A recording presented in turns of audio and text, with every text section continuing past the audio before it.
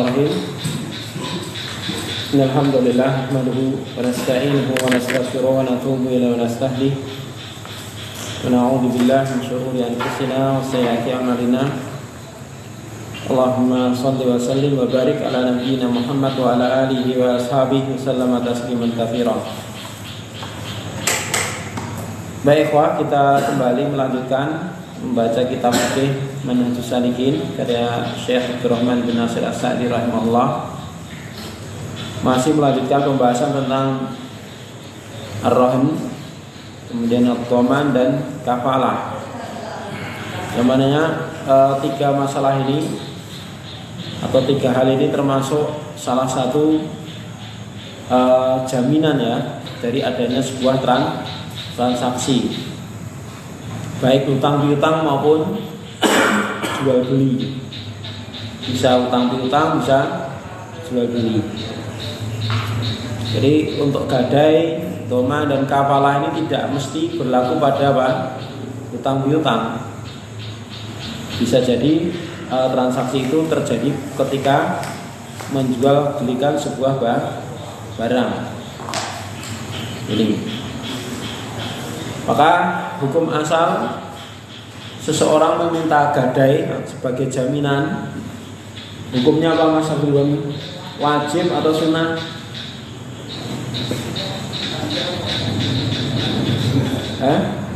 Sunnah. Mas Rian, hukum seseorang agar apa? Menguatkan transaksinya sebagai jaminan kepercayaan, maka minta gadai. Saya mau minjamin uang, tapi saya minta jaminannya ini barang saya pegang. Hukumnya sunnah atau wajib? Sunnah. Nah, asal tulis boleh. Hukumnya bukan wajib, bukan sunnah, tapi apa? Boleh. Cuman boleh, mubah. Artinya kalau tanpa jaminan pun nggak apa-apa gitu. Jadi kan malah apa? Percaya banget gitu kan. Minjam uang 100 juta tanpa jaminan sama sekali. Pokoknya los-losan guys. Nah ya itu.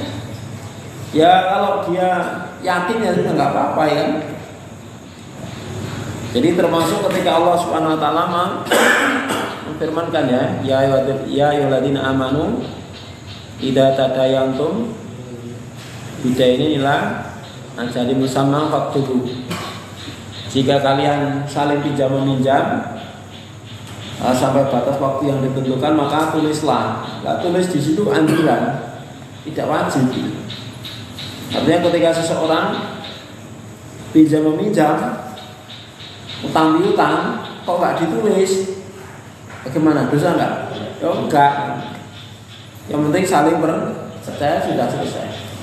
Maka itu anjuran. Cuman apa? Untuk mencegah adanya apa?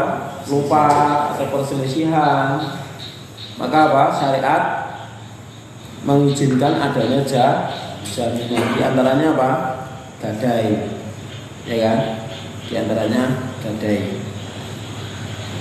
Kemudian bolehkah barang yang digadaikan ini dimanfaatkan, Pak Biantoro, oleh si pemilik barang atau si pihak penggadai murtahi? Boleh nggak Pak Biantoro? Tidak boleh. Mutlak nggak boleh. Nggak upaya. Kecuali dengan izin yang kecuali ada izin.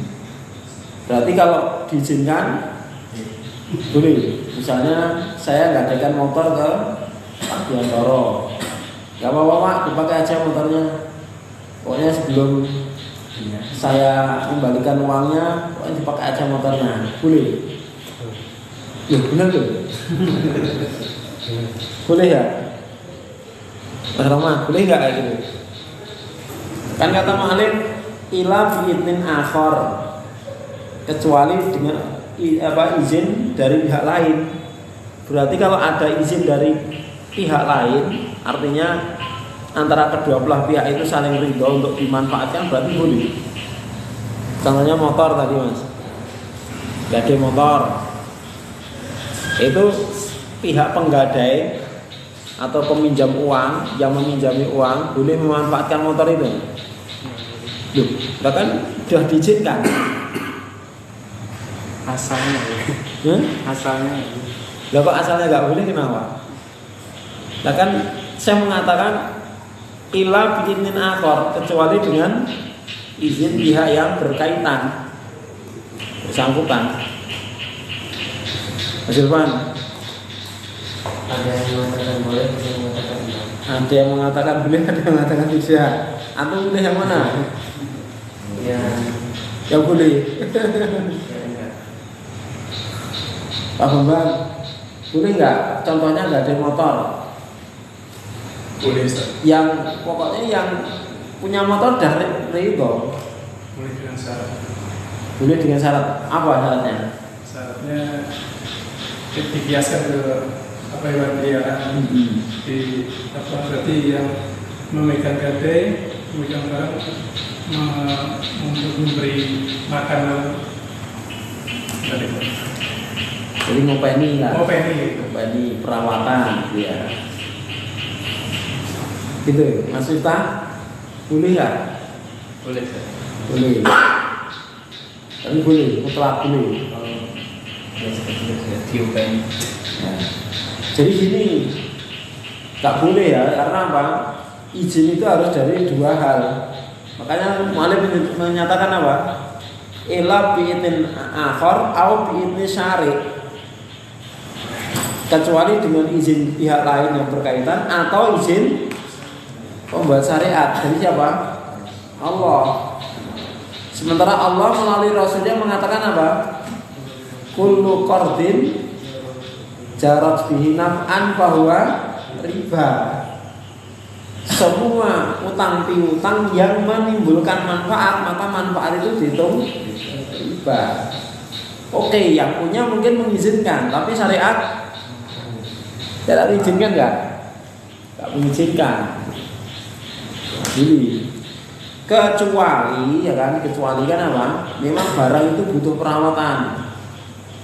Boleh memanfaatkan sebatas ingat, sebatas biaya dia perawatan itu. Nah kalau motor misalnya, katakanlah oke, mungkin motor dikiaskan dengan binatang ternak yang butuh ngeretke dan lain sebagainya itu ya, ngasih makan, ngasih minum, sehingga boleh dikendarai. Kalau itu tunggangan boleh diambil susunya kalau itu memang ada susunya, sebagaimana hadis yang sahih dari Nabi Sallallahu Alaihi Wasallam. Oke, misalnya bisa dikiaskan di situ motor. Nah, maka di situ pun para ulama yang membolehkan, ya mereka mensyaratkan cuman sekadar motor itu perawatannya berapa sih? Misalnya manasi tiap hari, kalau memang butuh pemanasan, biaya manasi tiap hari itu berapa? Terus dia makainya tiap hari berapa? Jumburan. Misalnya biaya perawatan cuman manasi 5 menit, paling bensin berapa itu? 5 menit itu. Bensin berapa? 1.000. Nah, orang nyewa motor itu 1.000 itu berapa jam? Nah, 1.000 dapat berapa jam? Harus ngitungnya harus gitu. Perawatan bukan bensin dong. Apa? Kan nggak dipakai, kan nggak diganti oli. Enggak. Motor itu kalau nggak dipakai jauh, ya olinya nggak akan berkurang. Ya kan? Oli, ya oke lah katanya ganti oli. Itu kan misalnya setahun 2 kali. Setahun 2 kali 60.000. 60.000 itu nyewa berapa? Ya? Nyewa motor berapa? 60.000. Paling 3 hari kan? Ya enggak? Nah, tapi makanya tiap hari kayak berbulan-bulan gitu. Nah, itu berapa? Kan dolim. Ya kan? Jadi harus sekedar sebatas biaya perawatannya berapa kan? Itu ya kan? Jelas? Itu kalau apa itu? bagi ulama seperti Imam Ahmad mengatakan boleh, tapi dengan syarat apa? Itu sebagai ganti dari perawatan dan hanya sebatas biaya perawatan, tidak boleh lebih pemakaiannya.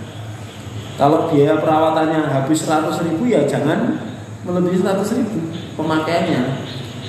Ngitungnya bagaimana? Orang nyewa motor per hari berapa? Ini aja, ya kan? Orang nyewa motor per hari berapa? Katakanlah misalnya berapa sekarang umumnya? Ya tergantung jenis motornya ya. Rata-rata berapa? Sehari berapa? Nah, sebulan berapa? Pernah nyewa itu 300 sebulan. Sebulan 300. Motor apa itu? Mio ya. 300. Ya, sebulan 300. Ya toh? Nah itu harus dikloknya itu gitu loh. Berarti sehari 10.000. Nah, maka perawatannya butuh dada berapa per hari gitu. Maka harus disesuaikan, harus dihitung. Itu. Kalau jumhur dan juga selain Imam Ahmad mengatakan tetap nggak boleh. Nanti biaya perawatan dihitung sendiri, itu nanti menjadi tanggungan pemilik barang. Itu pendapat yang lebih berat, jadi nggak boleh. Ya, tetap nggak boleh. Karena mengacu pada setiap manfaat yang muncul dari hutang piutang maka itu riba. Ya. Maka hadis yang menyatakan apa ini tentang apa ternak ini, maka ini sebagai pengkhusus, pengecualian ya. Pengecualian bahwasanya itu boleh dimanfaatkan karena memang butuh perawatan. Butuh perawatan. Ini pengecualian. Itu pun apa? Sebatas biaya yang dibutuhkan. Kalau di dalam ngopeni kambing atau ngopeni sapi yang sebagai gade tadi misalnya per hari butuh 25.000 atau 30.000, ya jangan lebih dari itu. Untuk pemakaiannya itu loh, pemanfaatan dari barang tersebut jangan lebih dari itu. Jelas ya? Wallahu a'lam seperti itu. Kalau minta uang sewa tempat benar. Jadi barang jadi itu kan diletakkan di suatu tempat. Jadi kalau minta ini untuk nyewa tempat, karena itu tidak dikasih tempat itu kan berarti kalau tempatnya orang yang di tempat di jalan itu kan orang itu. Ya itu tergantung yang pihak penggadainya ya. Kalau dia memang setuju ya dia yang pemilik barang harus membayar biaya sewa. Ya kan, termasuk biaya operasional itu ya biaya sewa. Barangkali mungkin gadiannya mobil, tidak punya tempat gitu kan, harus sewa parkiran. Ya itu berarti yang punya mobil dia harus menanggung itu. Dia parkirnya per hari berapa? Nanti selama dia nggak ada itu berapa? Hitung. Jelas ya? Boleh. Seperti itu. Yang penting diutarakan ke depan. Ini diutarakan ke depan. Izin pulang. Disuruh izin pulang. Disuruh pulang. Acara apa? Ngantar saudara. Oh iya, sepotong. Harus taat sama orang tua. Salam. Ya. Jelas ya? Itu. Kemudian kemarin disampaikan bahwasanya gade bisa berupa barang apa saja yang bisa diperjualbelikan. Ya, yang bisa diperjualbelikan. Kenapa kok disyaratkan barang yang bisa diperjualbelikan? Karena itu sebagai ya jaminan supaya nanti kalau meleset tidak bisa membayar, ya itu yang dijadikan sebagai apa? Jaminannya. Ya dalam hal ini mungkin ya surat-surat berharga, ya kan, surat-surat berharga. SK biasanya ada orang gadekan SK. Ternyata ada loh. SK itu ada. Itu surat berharga itu ya. Berharga. Menggadekan SK. Dan itu ternyata untuk cari pinjaman bisa itu. Dan gampang. SK itu. Saya baru tahu. Ternyata ada orang gadekan SK itu. Karena baru percaya SK itu jaminan ya. Seperti sertifikat BPKB, ya itu tidak mengapa karena itu sebagai jaminan Karena apa? Nggak mungkin tanah itu dijual kalau sertifikatnya kita pegang, gitu kan. Kalau motor mungkin nggak dijual. Mungkin motor dijual tanpa BPKB, tapi kan jarang, gitu kan. Kita pegang BPKB ini, tapi motornya pas serenek gitu. Gimana? Ya itu tergantung kita sih. Yang mau ngutangin percaya nggak gitu kan. Kalau nggak pakai jaminan juga nggak apa-apa, gitu kan. Seperti itu. Baik, selesai masalah gadai. Terus kita kemarin masuk dua masalah yang lain apa? Ad-dhaman dan kafalah. Kata Ma'alif sini, wad-dhamanu an yatmina al-haqqa 'ala alladhi 'alaihi. Jadi seseorang menjamin kewajiban seseorang yang memiliki hutang. Itu dhamin namanya. Penjaminnya namanya dhamin. Contohnya gini, si A si B, si A mau hutang sama si B. Berapa pinjamnya? 10 juta. Buat apa? Buat usaha. Ya, saya minta gadai. Aduh, saya nggak punya barang ini. Habisan ini. Nggak punya apa-apa yang mau digadaikan. Sertifikat rumah ini nyewa. Rumahnya aja nyewa. Gitu. Nah, BPKB motor, aduh, ini juga bukan motor saya, ini dipinjamin mertua, saya berani. Aduh. Nah, gimana jaminannya apa nanti 10 juta? Nah, dia kenal sama seseorang yang orang ini kenal akrab sama si A. Datalah si C, baik. Si B pinjamin uang, nanti yang jamin saya. Kalau si A ini, si B ini nanti apa? Tidak bisa bayar, saya yang jamin untuk melunasi misalnya gitu ya. Jadi kalau misalnya apa-apa yang jamin saya itu namanya pentungan. Sehingga kalau seandainya apa itu si pihak yang mengutang ini misalnya kabur, kemudian apa atau meninggal, maka yang berkewajiban melunasi si penjamin ini. Dan ini bisa dikasuskan itu. Seandainya dia tidak melunasi, maka bisa dilaporkan ke hakim, dia bisa dipenjara. Ya kan? Itu dhamin. Yang ketiga kafalah. Apa bedanya kafalah? Transaksinya hampir sama seperti yang kita contohkan tadi, cuman si C itu dia kesanggupannya cuman gini, tidak nanggung, tapi apa? Pokoknya saya bertanggung jawab untuk menghadirkan si B yang utang di hari-hari, pokoknya saya pegang ini orangnya. Jadi dia hanya menjamin apa? Mendatangkan orangnya. Adapun nyaur enggaknya kan urusan A dengan si B. Masalah utang-utangnya saya enggak ada sangkut pautnya. Tapi kewajiban saya cuma mendatangkan si B, pihak yang berutang. Maka di sini kata beliau apa?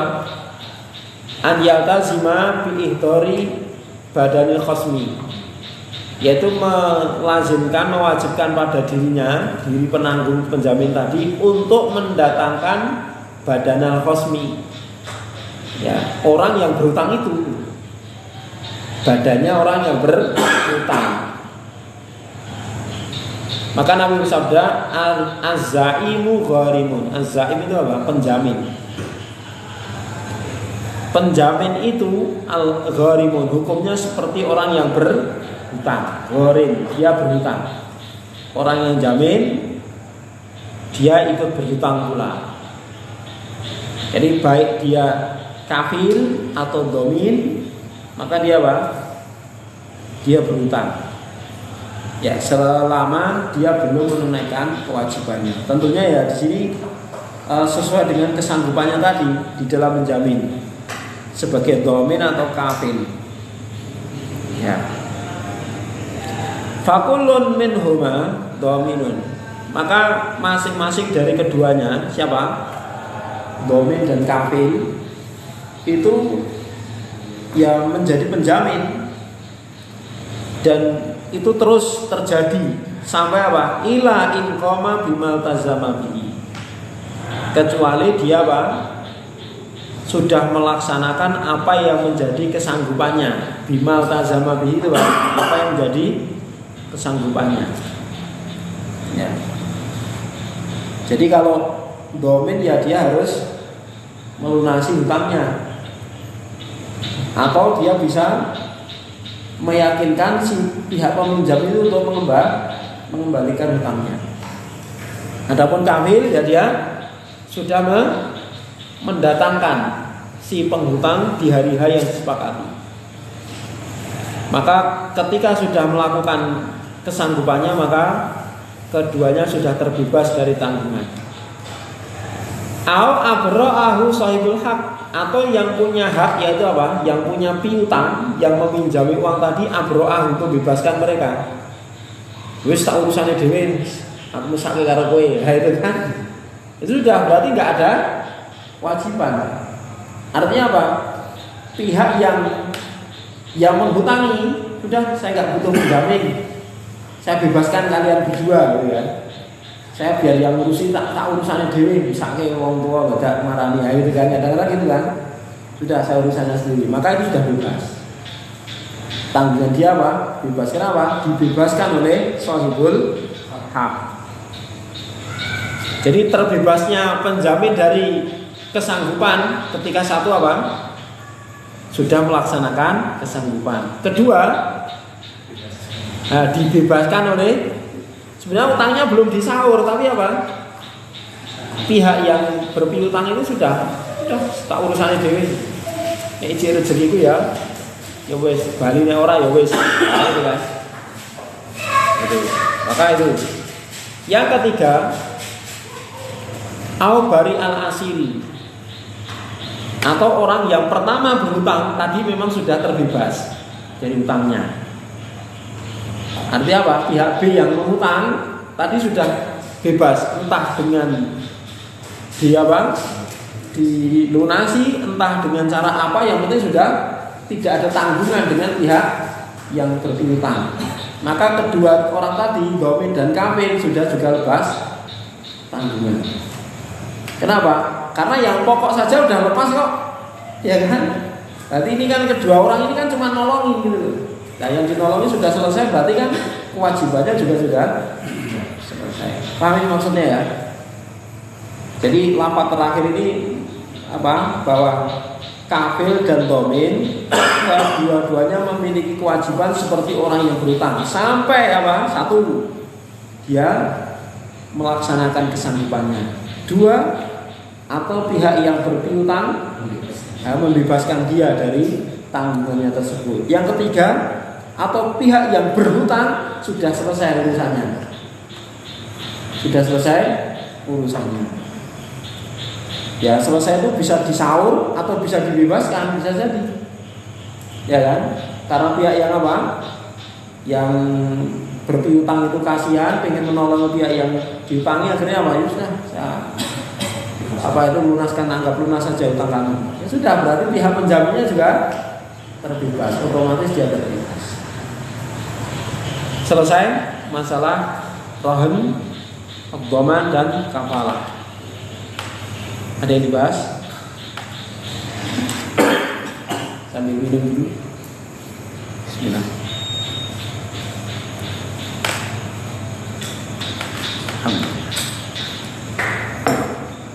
Berikutnya masuk bab baru, babul hajri li falasin aw gharihi. Bab menyita barang, ya, menyita barang karena pihak yang berhutang itu bangkrut atau karena faktor yang lain. Falas itu apa? Bangkrut. Jadi menyita barang, ya, karena pihak yang berhutang itu bangkrut atau yang lainnya tidak bisa mengembalikan. Hajar itu menyita barang. Baik, dibaca Pak Bambang. Bismillahirrahmanirrahim. Wa qala al-mu'allif rahimahullah ta'ala bab al-hajri li falasi aw ghayrihi wa man lahu al-haqqu fa 'alayhi an yudira مؤسرا وينبغي له أن ييسر على الموسر ومن عليه الحق فعليه الوفاء كاملا بالقدر وصفاته. قال صلى الله عليه وسلم matlul ghani ظلم وإذا أهل بدينه على مليء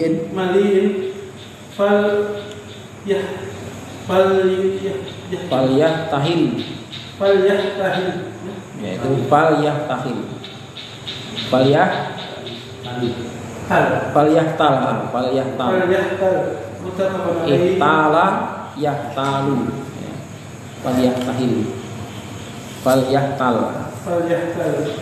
عليه وهذا من المياسرة. Ya. Berikutnya ikhwah, berkata mu'allif, barang siapa yang memiliki tanggungan, wa man lahu al-haq. Tapi di sini bukan memiliki tanggungan ya. Barang siapa yang dia berpiutang, lahul haq, bukan alaihil haq. Kalau alaihil haq itu apa? Yang berhutang. Kalau lahul haq, yang berpiutang, yang meminjami.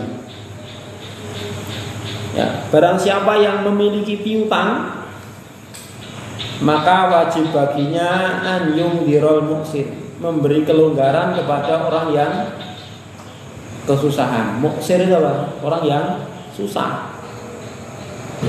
Ya, inilah kemudahan syariat. Artinya apa? Karena memang hutang piutang itu kan prinsipnya apa? Sosial, ibadah, untuk mencari pahala, bukan mencari keuntungan. Dan ini harus pahami di dalam transaksi hutang piutang. Jadi hutang piutang itu murni tolong menolong, ya kan? Alal birri wat taqwa, udah itu. Tidak ada unsur mencari keuntungan sedikit pun, kecuali keuntungan akhirat. Maka ini harus dipahami. Sehingga ketika seseorang menghutangi orang yang membutuhkan, maka dia harus paham bahwa dia sedang menolong saudaranya dan Allah akan memberikan pahala. Semakin besar pertolongan ya otomatis apa? Semakin besar pahala yang dia dapatkan. Semakin banyak pengorbanan yang dia berikan, ya insya Allah semakin besar juga balasan yang akan dia terima dari Allah Subhanahu wa ta'ala. Maka di situ barang siapa yang memiliki piutang, hendaknya dia apa? Memberi kelonggaran kepada yang kesusahan. Wayan bagilahu, dan sepantasnya juga bagi dia memberi kemudahan walaupun kepada orang yang sudah longgar itu. Artinya apa? Kalau melihat orang, apa itu musir itu apa? Musir lawannya musir, orang yang longgar. Jadi orang yang longgar dia berhutang gitu. Jadi ketika itu dia susah berhutang, terus dapat rezeki dia longgar. Itu pun pihak yang berpiutang dianjurkan untuk apa? Ya tetap berlaku lunak, jangan terus mokso-mokso gitu artinya. Jelas ya? Seperti itu. Jadi seyogianya bagi dia untuk memberi kemudahan kepada orang yang longgar, musir itu yang mengalami kelonggaran, mendapatkan kelonggaran, kelapangan. Yang dia berhutang tapi sudah mengalami kelonggaran. Akan tetapi juga syariat memberikan apa? Memberikan ancaman gitu loh, ya. Memberikan ancaman. Jadi pihak yang berhutang terus dimotivasi untuk apa? Jangan sekali-kali bertindak dolim, jangan bertindak sewenang-wenang. Walaupun yang berhutang itu sudah dalam kondisi longgar itu. Ya kalau yang bisa nagih ya seyogianya saja, mengingatkan, ya. Tolong diingat tanggungannya, ini kita sudah butuh dan lain sebagainya, diingatkan. Tapi jangan sampai marah-marah, mencaci maki.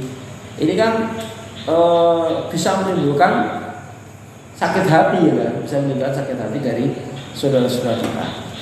Maka syariat memotivasi pihak peminjam untuk longgar. Tapi juga apa?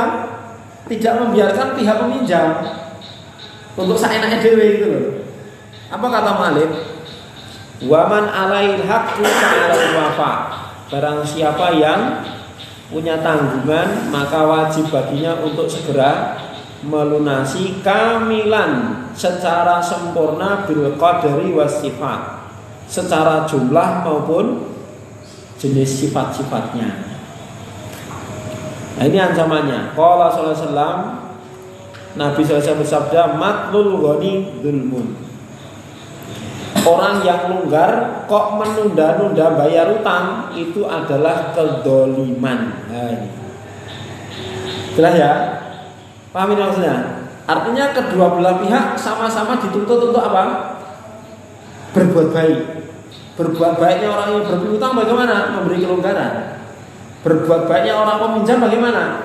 Berusaha sekuat tenaga segera mengembalikan gitu. Jelas ya? Nah, belum. Artinya apa? Karena memang transaksi utang piutang itu kan transaksi sosial tolong menolong. Artinya orang yang sudah dipinjami dia harus sadar, kan saya sudah ditolong ya kan, saya sudah diberi kecukupan duluan ya, saya harus berusaha bagaimana membalas. Membalasnya tidak ditambahi, tidak apa, segera mengembalikan sesuai kesepakatan itu sudah masya Allah, ya kan? Jadi orang yang pihak peminjam ini mengembalikan kewajibannya sesuai kesepakatan itu sudah termasuk berbuat baik itu, ya kan, membalas kebaikan peminjam. Apalagi kalau tambah mendoakan dan sebagainya, masya Allah. Tapi kan itu jarang ya kita dapat, ya kan? Rata-rata apa? Matlun itu? Menunda-nunda, ulur-ulur, sek. Walaupun kadang sudah ada. Maka masuk hadis ini. Ya, orang yang berkecukupan, dia menunda hutangnya, menunda-nunda membayar hutangnya, maka itu termasuk kezaliman. Terus, wa idza uhila bidainihi ala maliin, jika hutangnya dipindah alihkan kepada orang yang mali, memiliki kemampuan, falyahkal, maka hendaknya dia pindahkan. Jadi kalau misalnya di hari H ini yang sudah disepakati dia terpaksa nggak bisa dan dia mampu mendatangkan penjamin lain, dia punya saudara yang kaya dan dia sanggup gitu loh. Ya sudah mas, nanti saya tanggung utangnya, nanti yang nanggung saya, dialihkan. Itu namanya apa? Ihala. Ukhila apa? Dipindah alihkan itu. Ya. Dan jika utangnya tadi dipindah alihkan kepada mali itu apa? Orang yang memenuhi syarat, ya kan? Orang yang berkecukupan, maka falyahtal, hendaknya dia mengalihkannya. Wa hadza minal muyasara, ini termasuk kemudahan. Siapa mali? Di sini jelaskan, kata beliau, fal mali'u, orang yang terkategori mampu di sini satu, huwal qadiru alal wafa, mampu membayar. Berarti dia punya harta, mampu membayar. Alladzi laisa mumatilan, dan dia tidak menunda-nunda. Punya harta tapi punya tabiat apa? Menunda-nunda juga boleh dialihkan ke dia. Jadi orang yang dialihkan hutang ini harus satu apa? Dia punya harta. Dua, dia tidak punya sifat menunda-nunda hutang. Dia berkeinginan memang untuk membayar dalam waktu dekat. Yang ketiga, yumkinu tahdiruhu li majlis hak hukmi. Mungkin kalau dia menyelisihi dari kesepakatan, mungkin dihadirkan di majelis hakim.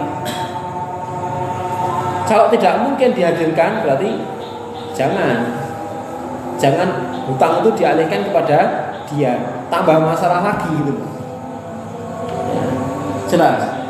Contohnya apa? Misalnya dia orang kaya, mau bayar utang, tapi dia pejabat misalnya, Ya, seorang pejabat yang dia susah untuk ditahan itu susah gitu loh. Untuk diadili susah. Ya jangan orang seperti ini jangan dialihkan hutang kepadanya. Atau dia sering pergi kemana-mana, ya kan susah untuk dihadirkan di hadapan hakim. Maka orang seperti ini tidak boleh dialihkan hutang kepada dirinya. Jadi syaratnya apa tadi 3 ya? Seseorang yang bisa dialihkan hutang kepadanya apa tadi? Mampu tidak menunda-nunda dan memungkinkan dihadirkan di hadapan hakim kalau menyelisihi dari kesepakatan. Karena kalau sudah mentok kan ujung-ujungnya sudah pemerintah yang menyelesaikan, ya kan? Pemerintah yang menyelesaikan, entah dengan penyitaan barang atau yang lainnya, yaitu pemerintah nanti yang menyelesaikan.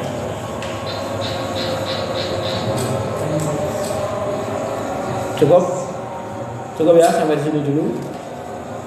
Sampai pembahasan mali ya. Orang yang memenuhi kategori penangguhan hutang. Sampai di sini ya, kita cukupkan. Wassalamualaikum warahmatullahi wabarakatuh.